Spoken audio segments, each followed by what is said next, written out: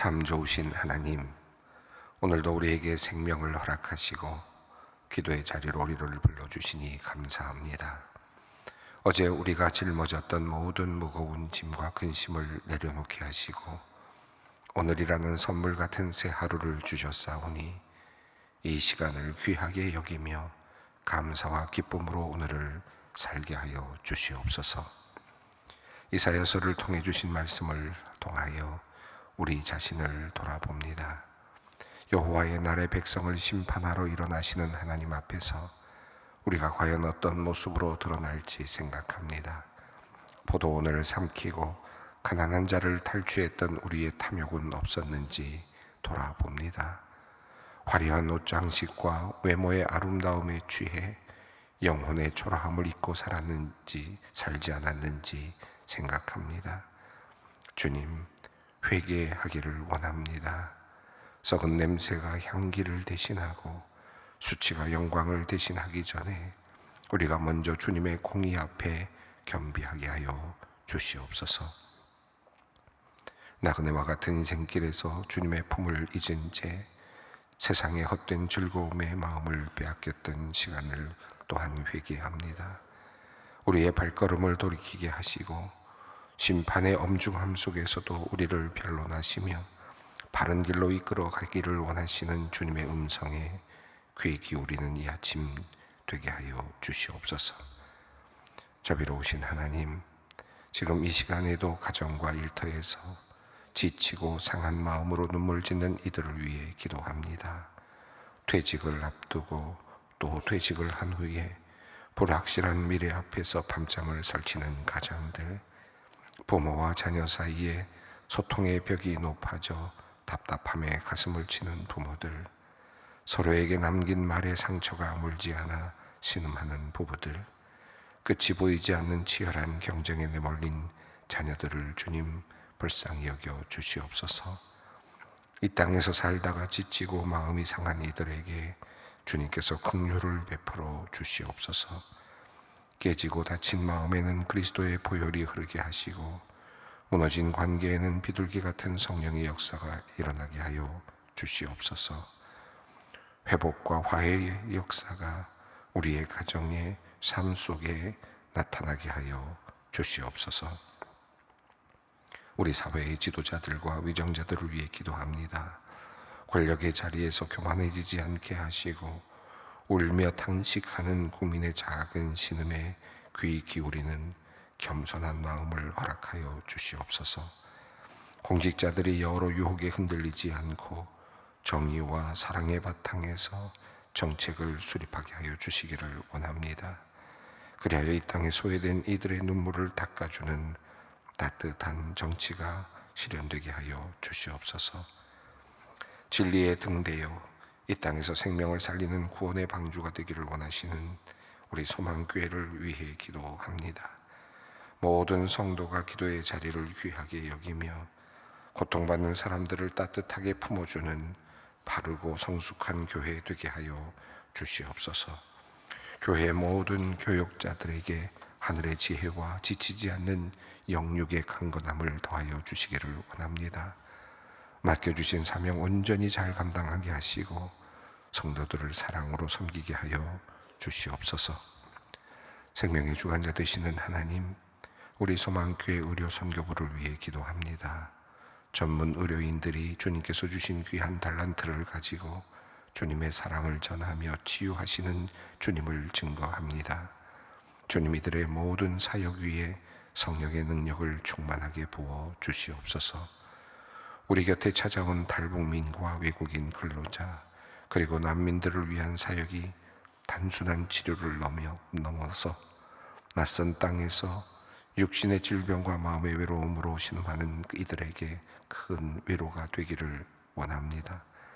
또한 앞을 보지 못하는 시각장애인들을 위한 사역과 의료 사각지대에 놓인 이주민 아동들을 향한 의료 사역에도 하나님의 마음이 실려지기를 원합니다. 주님의 따뜻한 사랑과 환대가 우리 소망 의료선교부의 사역을 통하여 잘 전달되게 하여 주시옵소서. 주님, 또한 의료선교부 안에는 의료인은 아니지만 뜨거운 사랑과 사명감으로 함께 봉사하는 귀한 동역자들이 많이 있습니다. 사역의 현장마다 기도로 준비하고 행정과 섬김으로 보이지 않는 곳에서 묵묵히 자리를 지키는 이들의 손길을 주님 귀하게 여겨 주시옵소서. 명절마다 해외로 나가 봉사하며 기회 있을 때마다 국내 여러 곳을 찾아 아픈 사람을 치료하는 의료선교부의 모든 팀원의 건강과 안전을 지켜주시고 이들의 봉사와 섬김이 하나님께는 큰 기쁨이 되게 하여 주시옵소서. 사랑의 하나님, 오랜 시간 우리 교회에서 말씀과 사랑으로 성도들을 섬겨온 조성실 목사님을 위해 기도합니다. 이제 새로운 부르심을 따라 대학의 강단으로 발걸음을 옮기는 목사님의 앞길을 주님께서 인도하여 주시옵소서. 교회에서 쌓아온 말씀의 깊이와 목양의 경험이 강의실에서도 귀한 빛이 되어 다음 세대를 세우는 일에 놀랍게 쓰임받게 하여 주시옵소서. 낯선 자리에서 마주할 새로운 도전 앞에서도 흔들리지 않는 믿음 허락하시고 능력과 힘을 더하여 주시옵소서. 그동안의 헌신과 수고를 주님께서 기억하시고 목사님의 새로운 출발 위에 넘치는 은혜와 평강을 내려 주시옵소서. 치유하시는 하나님, 오늘도 병상에서 고독하게 투병하는 환우들을 기억하여 주시옵소서. 육체의 통증보다 더 깊이 파고드는 외로움과 우울감을 주님께서 단단히 붙잡아 주시기를 원합니다. 예기치 못한 사고와 질병으로 중환자실에 있거나 수술 후 회복 중인 성도님들에게 여호와 라파의 기적을 나타내 보여 주시옵소서. 의료진들에게는 정확한 진단과 세밀한 시술의 지혜를 주시고 환우들에게는 영혼 깊은 곳까지 어루만지시는 주님의 손길을 느낄 수 있는 영적 감각을 허락하여 주시옵소서. 이제 주님의 말씀 앞으로 나아갑니다. 선포되는 말씀 통하여 우리의 굳어진 마음이 부드러워지게 하시고 회개의 마음 주시며 주님을 닮은 거룩한 인격으로 거듭나는 은혜를 내려 주시옵소서. 우리 주 예수 그리스도의 이름으로 기도 올리옵나이다. 아멘. 오늘 말씀입니다. 이사야서 3장 13절로 4장 1절까지 말씀입니다.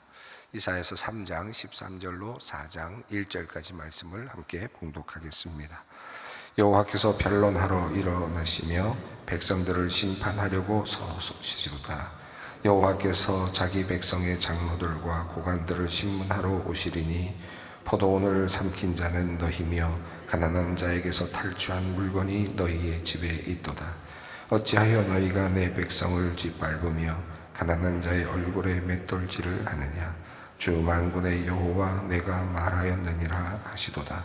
여호와께서 또 말씀하시되 시온의 딸들이 교만하여 느린 목 정을 통하는 눈으로 다니며 아기작거려 걸으며 발로는 쟁쟁한 소리를 낸다 하시도다.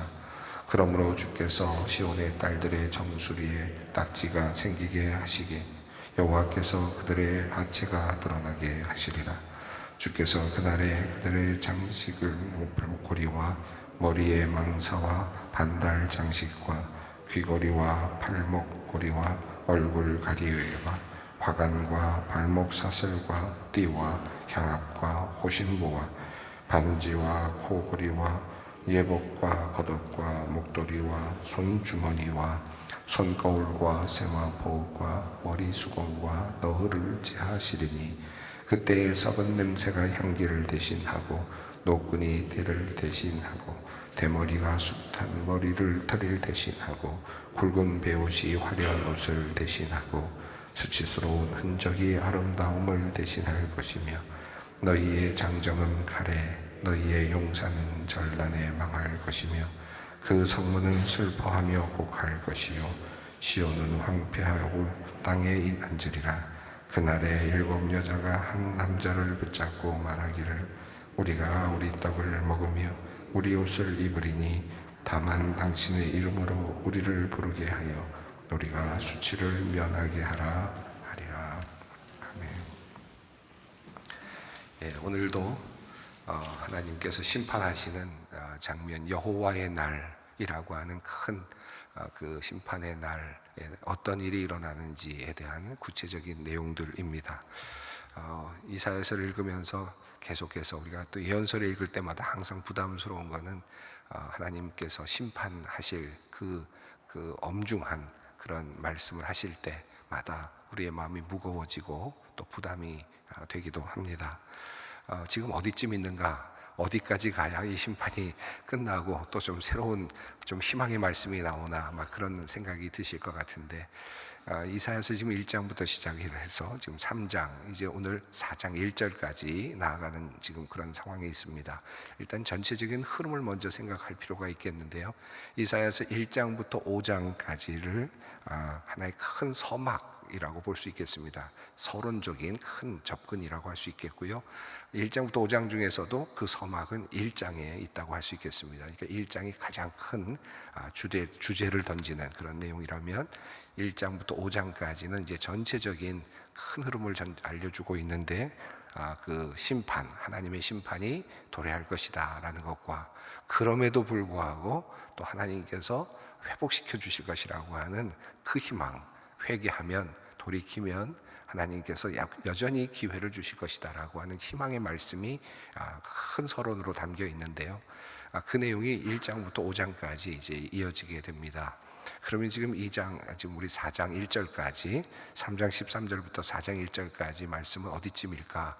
지금 하나님께서 심판하시는 심판의 최정점입니다. 이제 다음 문장부터 4장 2절부터는 하나님께서 이제 회복하실 그것에 대한 또 희망의 메시지를 또 담아주시는데, 지금 계속 읽어갈수록 답답하고 우리들의 그 죄가 너무 적나라하게 드러난 것 같아서 안타까운 마음이 들죠.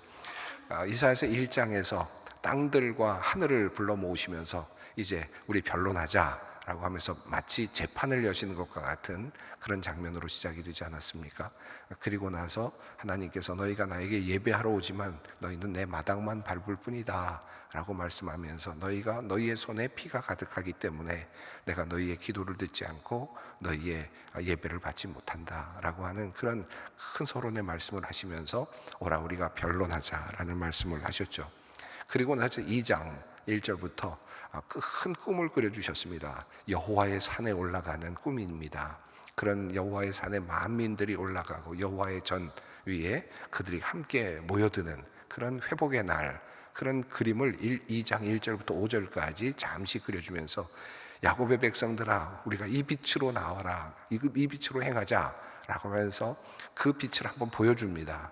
그리고 나서 2장 6절부터 시작돼서 오늘 4장 1절까지 말씀이 이제 그럼에도 불구하고 하나님께서 야곱을 버리셨음은 이라고 하는 말씀으로, 너희의 현실이 지금 여기까지 도달하기에는 너무 못 미친다 라고 하는 내용이 오늘 본문까지 이어집니다. 그래서 2장 6절부터 시작되는 이야기는 오늘 4장 1절까지 전체적인 큰 흐름을 가지고 이제 이야기가 이어지는데, 하나님께서 너희를 지금 못마땅해 하신다, 그리고 너희들은 이 상태라면 여호와의 날에 정말 이렇게 될 수밖에 없는 운명이다 라고 하는 사실을 알려주고 있습니다. 그리고 이제 4장 2절 이후에는 이제 5장까지 그 내용은 이제 남은 자들을 회복시키시는 하나님의 또 다른 은혜, 긍휼이 그래도 우리에게 전달이 됩니다.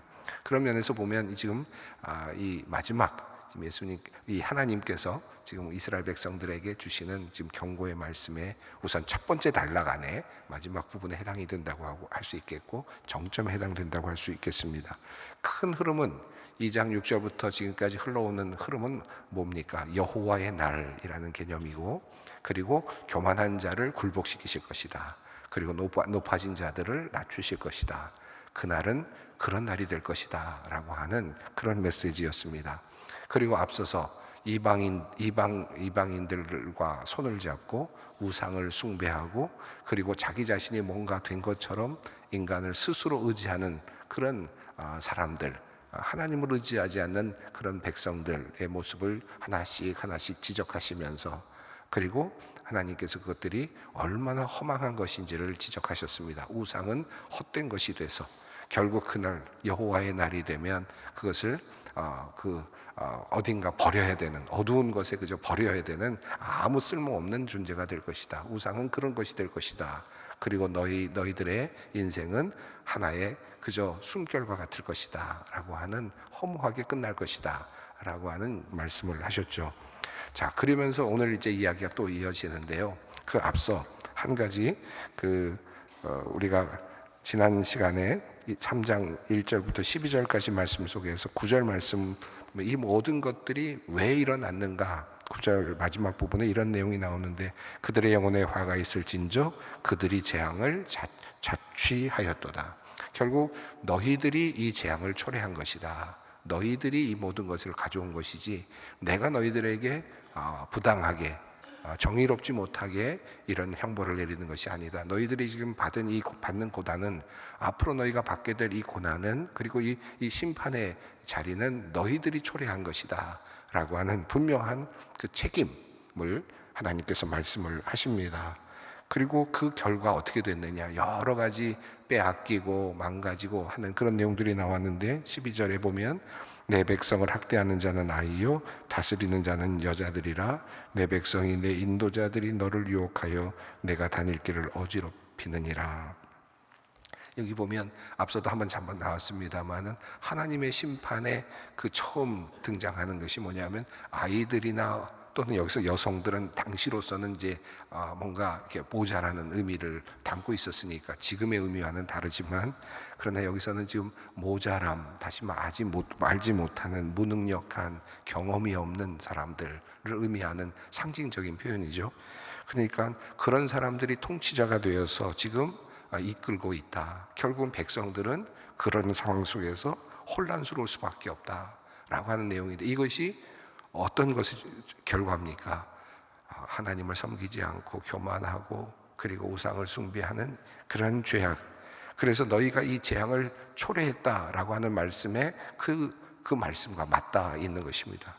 결국 우리들의 지도자, 정치 지도자들이 무능력하고 경험이 없고, 결국은 그런 사람들이 통치자가 되어서 우리를 어지러운 길로 이끌어가는 것, 그 자체가 우리의 심판의 전조다라고 하는 것도 우리가 깨닫게 되는 말씀이죠.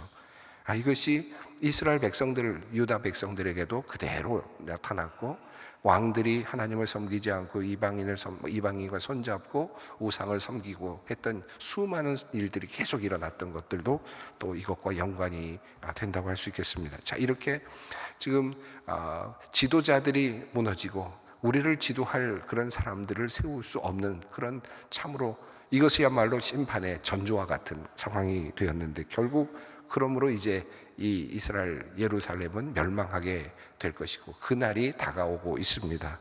13절부터 이제 이어지는 말씀은 이제 그 내용의 그 구체적인 설명들인데요. 13절을 읽습니다. 여호와께서 변론하러 일어나시며 백성들을 심판하려고 서시도다. 여기서 지금 다시 재판이 열리는 듯한 표현으로 이제 또 새로운 국면을 보여주는데, 새로운 국면이라기보다는 상기시키는 의미가 있겠습니다. 다시 리마인드 시키는 의미죠. 지금 법정에 서 있는 그런 의미이겠는데, 여기서 변론하신다는 의미로 번역이 되어 있지만, 우리에게 좋은 의미로 변론하신다는 의미가 아니라 법정을 여셨다라는 뜻입니다. 이제 법정을 여시고 이제 백성들을 심판하려고 하신다. 이제 판단을 내리시겠다, 판결을 내리시려고 하신다라는 것입니다. 누구를 향합니까? 지금 하나님의 백성인 이스라엘, 그리고 예루살렘. 자, 그들을 향하여 지금 그들의 죄악, 너희들의 손에 피가 가득하다고 이미 1장에서 이야기했던 그들을 향하여 이제 심판을 하시겠다라고 하고, 지금 심판하시려고 좌정하시고 서셨다, 일어나셨다, 앉았었던 자리에서 일어나셨다라는 겁니다. 이제 판결문을 내리는 그런 느낌이 들죠. 그림이 그려지는 부분입니다. 자, 14절 말씀입니다. 여호와께서 자기 백성의 장로들과 고관들을 심문하러 오시리니 포도원을 삼킨 자는 너희며 가난한 자에게서 탈취한 물건이 너희의 집에 있도다. 우선 하나님께서 지도자들을 지금 이제 일단 세우십니다. 지도자들에 대한 심판을 이야기하시는데, 특별히 장로들과 고관들, 사실은 하나님의 정의를 실현해야 하고 백성들을 잘 이끌어가야 할 책무를 가지고 있었던 사람들, 그리고 억울한 사람들을 구제하고 정의롭게 행하여야 했던 사람들, 그들을 먼저 신문하러 오시는 모습입니다. 그리고 하시는 판결문이 14절 뒷부분에 나오죠. 포도원을 삼킨 자는 너희며 그리고 가난한 자에게서 탈취한 물건이 너희 집에 있도다. 자, 포도원을 삼켰다는 말은 부당하게 가져갔다는 의미이겠고, 또 탈취했다라는 말도 역시 훔쳐갔다는 의미이니까, 그것도 누구를 대상으로 그랬습니까? 가난한 자, 연약한 자들을 그것들을 가지고 갔다는 겁니다. 누가 가지고 갔습니까? 백성들을 섬겨야 될 고관들이, 그리고 장로들이 그런 것들을 했다라는 것입니다. 그 말을 하면서 하나님께서 아주 뭐랄까요, 그림의 언어를 그리면서 표현을 하시는데 15절 말씀입니다. 어찌하여 너희가 내 백성을 짓밟으며 가난한 자의 얼굴에 맷돌질을 하느냐? 주 만군의 여호와 내가 말하였느니라 하시도다. 너희는 내 백성을 짓밟았다. 짓밟았다라는 표현이 나오고요. 가난한 자의 얼굴에 맷돌질을 했다라는 표현이 나옵니다. 여러분, 그 얼굴에 맷돌질을 하면 어떻게 되겠습니까? 얼굴이 얼마나 일그러지겠습니까? 얼마나 찌그러지겠습니까? 얼마나 아프겠습니까? 그때 표정이 어떤 표정일까요? 상상이 안 되지 않습니까? 가난한 자들이 그 사람들에 의해서, 힘 있는 사람들에 의해서 빼앗기고 얼굴이 일그러지는데, 정말 이렇게 맷돌에 갈리는 것 같은 얼굴의 일그러짐이 그려지는 겁니다. 그렇게 피를 토하는 아픔, 피를 토하는 억울함, 그런 억울함을 주면서 너희가 가난한 자들로부터 그런 것들을 빼앗았다 라고 하는 아주 엄중한 경고의 말씀입니다. 14절 15절 말씀은 결국은 지도자들을 향한 엄중한 표현이라면, 16절로 이어지는 내용은 이제 그들의 부인들로 이렇게 표현이 되고 있는데, 시온의 딸들이라는 표현으로 나오는데요. 일단 1차적으로는 그러한 고귀한 사람들, 그리고 고위직에 있는 사람들의 그 부인들을 일단 그림으로 그려가면서 거기에서 얻은 것들을 가지고 치장을 하고, 그리고 그렇게 호화롭게 살고 있는 사람들의 모습을 그려주면서, 이것은 결국은 한 여인들만을 얘기하는 게 아니라 이스라엘 백성 전체를 여인으로 비교하기도 하는 것으로 볼 수 있습니다. 우선 그림으로 그려지면 지금 고위직에 있는 사람들의 집안에서 지금 탈취가 일어났고, 그리고 가난한 자들로부터 있는 것들을 빼앗았다. 그리고 그것을 얻은 그 집의 부인네들은 지금 어떻게 살아가고 있는가를 보여준 내용입니다. 16절 읽습니다. 여호와께서 또 말씀하시되 시온의 딸들이 교만하여 느린 목, 정을 통하는 눈으로 다니며 아기작거려 걸으며 발로는 쟁쟁한 소리를 낸다 하시도다. 이것도 참 굉장히 그림을 그려주고 있는데요. 느린 목이랑 느려놓은 목이다 그랬으니까 목을 뻣뻣하게 세우고 코를 높이 치켜들고 있는 교만한 그런 모습을 지금 표현하고 있는 듯한데, 단순하게 느린 목이라고, 이렇게 느려놓은 목이라고 표현을 했습니다.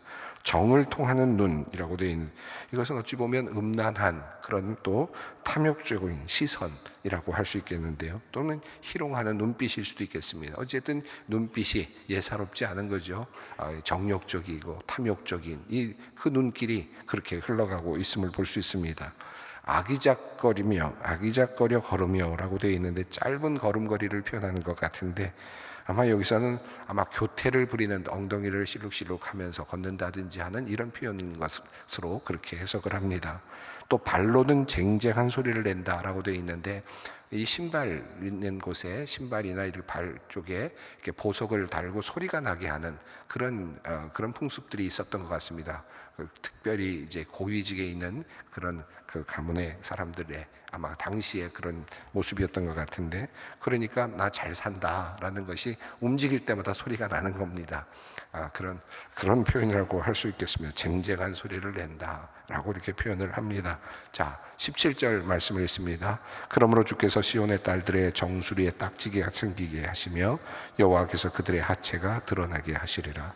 이 17절은 이제 심판에 대한 그 하나의 심판의 내용인데, 어떤 벌을 받게 하실지에 대한 내용인데, 정수리에 딱지가 생기게 하신다라는 말은 지금 16절에는 얼마나 아름다운 모습으로 지금 다니겠습니까? 얼굴을 치켜들고 코를 치켜들고 다니니까 얼굴에 얼마나 화장을 잘했었겠습니까?